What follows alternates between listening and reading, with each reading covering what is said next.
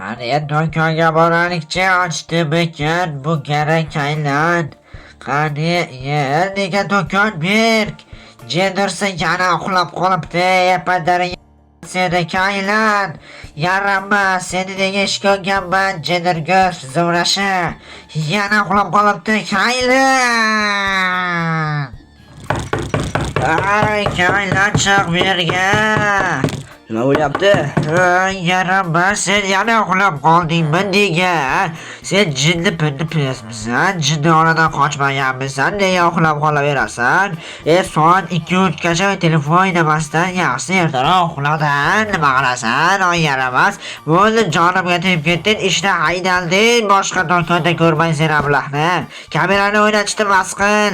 Sen juda jonimga tegib ketding, sen bola o'zi qishloqqa kelganing xato bo'lgan, sen tushundingmi? Nima tushunmadim, nima ye? Men ishdan haydab yubordim, obunachilar. Yo. Voy, men ishdan haydab yubordim shitil. Kim bu? Ha, meni dastlabdan kelibdi.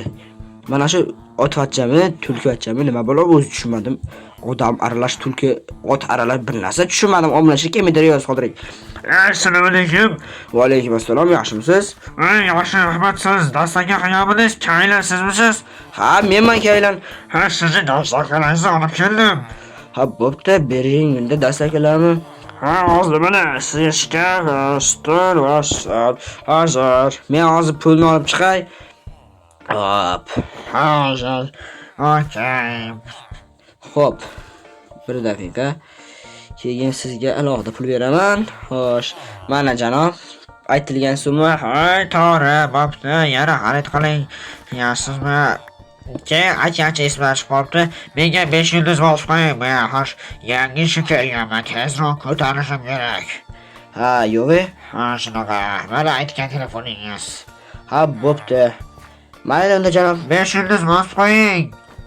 Ha, bo'pti, bosib qo'yaman.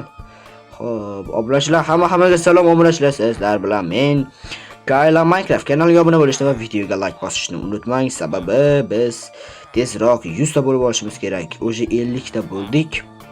Hammaga kattakon rahmat. Endi 100 taga harakat. Xo'p, men o'zimga notebookchamdan shkaf va stollar zakaz qilgan edim. Keyin bugungi videomizda men uyimni kattalashtiraman, ya'ni men rejam uyimni kattaroq qilish. Bu uyda to'g'risi buncha narsa bilan yashash qiyin. Shuning uchun uyimni kattaroq qilaman. Hozir men telefonimni inventarga solib, hamyonimni qo'yib qo'yay va instrumentlarni olib, xullas otlanamiz o'sha o'rmon tarafga. O'sha yerdan borib, mana men o'zimga legenda telefon oldim. O'sha hamma tanigan Nokia. Men ishdan haydab yubordi ana u jitil. Bu yerda qanaqa uy bo'ldi bu, tushunmadim. Nima bu, qamoqxonami nima? Yo, mayli, biz aralashmaymiz unaqa narsalarga. Xo'p, bu yerda qayerda ko'proq daraxt bor? Ha, mana bu yoqda juda ko'p daraxtlar bor ekan. Qishloqimizda juda ko'p uylar qurildi, ko'zlisalar va katta uylar. Bu do'konda kim turibdi? Eshik xal bo'ldimi? Assalomu alaykum. Va alaykum assalom. Keling, qayerda beraman? Nima, seni ishga oldimi jitil? Ha, hozirgina ishga oldi. Mayli. O'g'il bolamisan o'zi? Ha, o'g'il bolaman. O, ko'rmayaptimi? Yo, nima bo'ldi? Sen bilan qanday bak bo'lyapti? Ha, bilaman. Qanday bak bo'layotganini, janob, skinim o'zgarib qoldimi? Qanaydir bak bo'ldi shekilli. Ha, mayli. Nima, qiz bolaga o'xshaydi ovozi bir g'alati. Nima desam ekan? Ovozi bir g'alati. Shunaqalarni ishga olardi, axir. Menga o'zi pul kerak emas, vobsheta. O'zi men juda bir boy insonman qishloqda. Aslida meni qancha pulim borligini hech kim bilmaydi. Obunachilar. Buni faqat sizlar bilishingiz mumkin. Videolarimni ko'rib borsangiz albatta. Qarochi obunachilar, men o'zimga bitta ish qilmoqchiman, ya'ni uyimni kattalashtirib bo'lgach, qayerdandir yana bitta uy sotib olaman. Sababi meni pullarim juda ko'p. Yashil qo'ygan pullarim. O'zimga yana bitta uy sotib olaman va nima qilaman? Albatta, qani taxmin qilib ko'ringchi, nima qilishim mumkin u uyni. Yo'q, adashyapsiz. Do'kon ochmayman. Qishloqda do'kon bor. Men telefon sotadigan do'kon ochaman. Oddiy do'kon emas, telefon, notebook, shu gaming uchun xullas elektronika do'kon ochaman. Obunachilar. Albatta buni keyingi videolardan qilamiz. Sababi bu videoda uyimizni kattaroq qilishimiz kerak. Xo'p, daraxtlarni chopib olamiz va menimcha shuncha daraxt yetib qoladi. Yana bilmadim. Keyinchalik yana ko'ramiz. Yetmay qolsa yana olib kelaveraman. Problema emas. Erkaklar uchun bu hech narsa emas. To'g'rimi, obunachilar? Albatta mening kanalimga faqat sigmalar obuna bo'lgan. Nima, meni butun dunyoda sigmalar atiga 52 dona deb o'ylaysizmi? Da. Menimcha shunaqa, sababi mening kanalimga obuna bo'lganlar faqat sigmalar. Afsuski sigmalar juda ham kam ekan. Qolganlar bilmayman sigmami yo'qmi. Xo'p, bizga shaxta kerak hozir. Shaxta topib olamiz. Iltimos, mayli. Please, kanalga obuna bo'ling. Like and subscribers. Короче, obuna bo'lganlarga kattakon rahmat. Demak, siz sigmasiz. Jinursi ko'mir. Yo, bu axir juda qimmatga ketadi. Yo, ko'mir topib oldik. Bu qishloqda juda ko'p qiymatga pul olsangiz bo'ladi ko'mir. Juda to'g'risi taqiqlangan. Agar meni ko'rib qolishadigan bo'lsa, politsiyaga aytsa, jinursi hattoki jarimaga tortilishim, balki qamalib ketishim mumkin. Ha, mayli. Nima deyotgandim? Ha. Meni kanalimga obuna bo'lgan bo'lsangiz, demak siz sigmasiz. Agar obuna bo'lmagan bo'lsangiz, hali sigma bo'lishga biroz yoshlik qilasiz degani. Shuning uchun obuna bo'lishni unutmang, obunachilar. Yana ko'mir topib oldik. Da. Ko'mirdek qop-qora negerchalar obuna bo'lmagan. Obuna bo'lganlar esa xuddi olmosdek porlab turishadi. Bu qandaydir paxtaga o'xshab tuyuldi, lekin sizlar buni paxta deb tushunmang.